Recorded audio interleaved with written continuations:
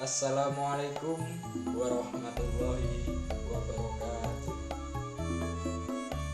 Nuwun kawula nuwun mugi karaharjan kamulyan kabagyan tansah tumedhak saha tumanten. Kajiwa kasarira mring sangya para tamu ingkang minulya. Wonten ngarsanipun para pepundhen ingkang minulya ingkang kinurmatan sesepuh saha pinisepuh dusun Dinoan, ingkang kula hormati Bapak Sunarto minangka dukuh dusun Dinoan, ingkang kula hormati Bapak Putra minangka ketua RT dusun Dinoan, saha para kadang muda ugi para rawuh ingkang minulya. Murwakaning atur sumangga kula dherekaken tansah nunjukaken puji syukur wonten ngarsa dalem Allah Subhanahu wa taala ingkang sampun kepareng ambabar nugroho kawilujengan rumentah panjenengan sedaya lan kula katitik ing wekdal punika. Panjenengan sedaya lan kula tasih pinarengaken manunggal nyawiji kanthi tansah winanten ing sukayipun basuki. Sholawat saha salam mugi tansah katetepan dumateng junjungan kita Nabi Agung Muhammad sallallahu alaihi wasallam, garwa putra keluarga sahabat tabi'in lan umatipun ngantos dumugi dinten kiamat sanget. Mugia bijing wonten ing yaumul kiamah kula saha panjenengan sami tansah pinaringan syafaat. Salajengipun kanthi tansah cumadeng anggone pangaksami tumrap lepat kuciwaning atur, mugi wontena keparengipun kula minangkani kadang panitia ndherekaken lampahing adicara merti dusun ing enjang menika. Kedah pun mangertosi bilih merti dusun wonten ing dusun Dinoan menika minangka wujud nglestarenaken budaya bangsa ingkang luhur, ngumrat tuladha-tuladha ingkang saged dados pandhong minangka kula panjenengan sami lampahi pagesangan wonten ing sabeting masyarakat. Sagung para rawuh ingkang minulya, sadèrèngipun adicara kawiwitan kaparenga kula ingkang piniji ngatitisaken tata laksitaning adicara wonten ing enjing menika badhe ngaturaken urup reronceng adicara merti dusun ingkang sampun karep. Adicara ingkang sepisan inggih punika adicara ingkang angka urut kalih inggih punika atur pambagya harja saking Bapak Sunarto minangka dukuh wonten ing dusun Dinoan. Adicara ingkang angka urut 3 inggih punika atur pambagya harja saking Bapak Putra. Salajengipun dungkap adicara ingkang angka urut sekawan inggih adicara inti inggih punika ngarah hubungan. Ngancik adicara ingkang kaping gangsal inggih punika istighosah lan dedemung kanthi hubungan ingkang badhe dipun sariraken dening Bapak Samudi. Ngancik adicara kaping 6 inggih punika adicara ingkang pungkasan inggih pamit. Saking para rawuh kakung sumawana putri ingkang satu kinurmatan tumapak adicara ingkang sepisan inggih punika pambuka pramila sumangga adicara merti dusun punika dipun purwakani kanthi maos basmalah.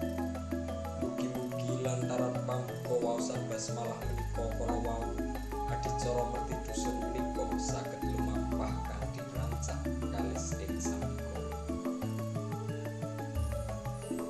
Saking para rawuh kakung sumawana putri ingkang satu kinurmatan tumapak adicara ingkang urut kalih inggih menika atur pambagya harja saking Bapa Sunarta dumateng Bapa Sunarta wedal saha papan kasumangga. Matur nuwun dumateng Bapa Sunarta ingkang sampun kersa paring pambagya harja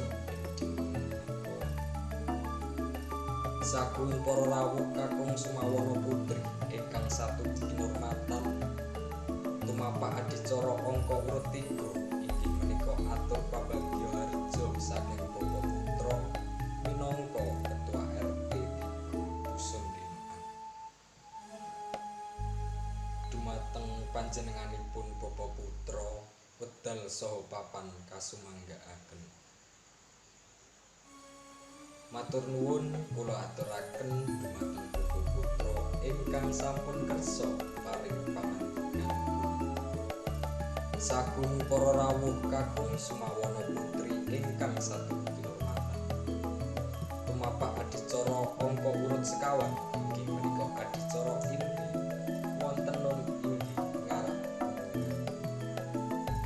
wontene rutenipun inggih menika wiwit saking papan pilenggan menika lajeng pun wonten margi sapinggiring dusun lan pungkasan ugi wonten ing papan menika. Kasuwun para kadang muda-mudi Dusun Dinoan ingkang gotong gunungan lan beta uba rampenipun kangge sigra mlampah langkung rumiyin.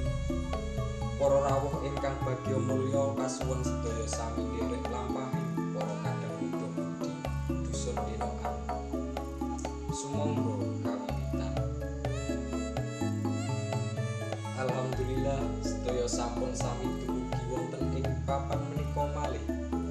Adicara salajengipun inggih waosan istighosah saha betungo kangge gunungan ingkang sampun dipun arak lan badhe dipun rebutaken menika ingkang dipun pimpin kaliyan Bapa Sambudi. Dumateng Bapa Sambudi kula sumangga. Kula aturaken agunging panuwun dumateng Bapa Sambudi ingkang sampun kersa mimpin donga kangge gunungan menika. Salajengipun gunungan ingkang sampun dipun arak lan dipun dongani menika badhe karebutaken dhateng para rawuh. Wontene isinipun gunungan lan uga rampe ingkang dipun arak inggih menika asiling bumi. Sumangga para rawuh para kadang muda-mudi ingkang badhe ngrebutaken gunungan lan uga rampe ingkang isinipun asiling bumi menika saged kawiwitan ing wedal menika.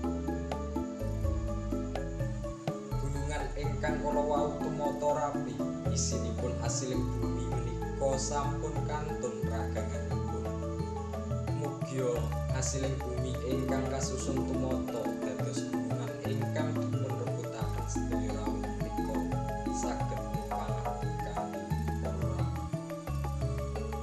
Para rawuh ingkang kinurmatan titilaksananing adicara pepanggihan ing wekdal punika wiwit purwa madya dumugi wusananing pepanggihan sampun lumampah kanthi jember ing sabda. Minangka panutuping adicara sumangga adicara punika kita pungkasi kanthi maos lafal alhamdulillahirabbil alamin. Para rawuh ingkang bagya mulya, bilih sadangunipun kula nderekaken lampahing adicara kathah atur ingkang kirang mranani wonten ing penggalih panjenengan sedaya. Kula nyuwun agunging sih samudra pangsah. Busana cekap semanten. Wassalamualaikum